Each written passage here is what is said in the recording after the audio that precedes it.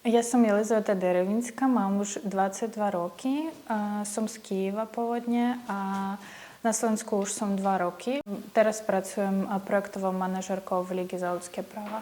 Ja som prišla v marci 2022 kvôli tomu, že začala plná invázia Ruska na Ukrajinu. Vtedy sme všetci mali v hlave, že cez mesiac vrátime sa, že ja som odišla s jedným takým rúbsakom. To bol druhý týždeň vojny a nikto nevedel, že čo, ako bude. Všetci sa báli a stále nám vrtačky letali v 3 metroch od našeho 3. poschodia doma. V tom Kyjeve je viac menej normálny život tým, že všetko je otvorené, ale akože sú tam stále útoky raketové a nebezpečie. Ale ľudia sa snažia žiť normálny život. Aj tak každý v sebe cíti to, že nie je to normálne, nie je to v pohode. Neexistuje taký deň, kde nemyslím na vojnu. Vaši rodičia sa zmenili?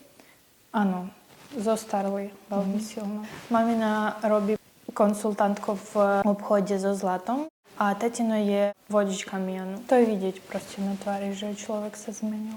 Niekedy sa cítim sama, ale ja sa snažím hľadať ten domov v samej sebe. Ja pracujem na takom projekte, v ktorom mám možnosť pomáhať svojim občanom a ľudia, ktorí v takej istej situácii ako ja, len ja mám trošku viac informácií a možnosť pomôcť, takže to sa mi veľmi páči. Ja manažujem telegramový kanál hlavne. Teraz tam je viac ako 7,000 followerov.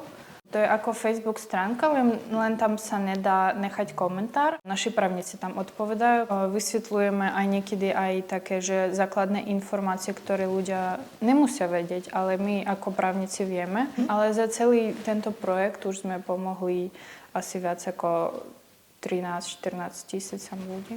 To sa začínalo tým, že sme vysvetľovali také viac basic témy, že ubytovanie a zdravotná starostlivosť. A teraz už po 2 rokoch vojny odídenci chcú sa zostať a integrovať sa, tak už majú inú potrebu, inú informáciu. A podľa mňa ja žijem v takej sociálnej bubline tým, že tu pracujem a podľa mňa ten slovácky svet je pre mňa taký veľmi pozitívny. Ale počula som aj prípady, že keď ľudia správajú nepríjemne, keď robíme nejaké posty, čo sa týka Ukrajincov, alebo aj nejakých iných ľudských práv, tak dostávame niekedy také komentáre, že by som, proste som šokovaná niekedy takéto čítať, že ľudia ako keby z inej proste planety, že neviem, aké noviny čítajú, že akú televíziu pozerajú a tie naratívy sú niekedy také proste šialené, že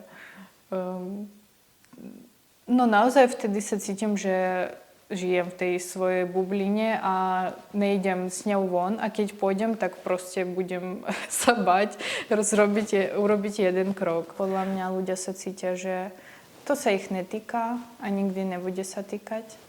A ja dúfam, že nikdy nebude sa týkať, ale keď tá podpora Ukrajiny skončí, tak nikto nevie, že čo bude ďalej. Vidím, že tá perspektíva zatiaľ nie je až taká dobrá aj pre našu komunitu tu na Slovensku, ale sa snažíme byť pozitívni a aspoň podporovať dobré veci, ktoré sa dá podporiť. Čo každý z nás ako zo Slovákov vám vie ponúknuť, aby to bolo, že aby vám to pomohlo? Tolerantné a príjemné správanie na Ukrajincov a trošku podpory a pochopenia, to by stačilo. Čakáme a veríme v ukrajinskú armádu a diplomáciu, že to skončí ako najskôr. A za seba robím ja osobne tu všetko, aby som pomohla ukrajinskej komunite.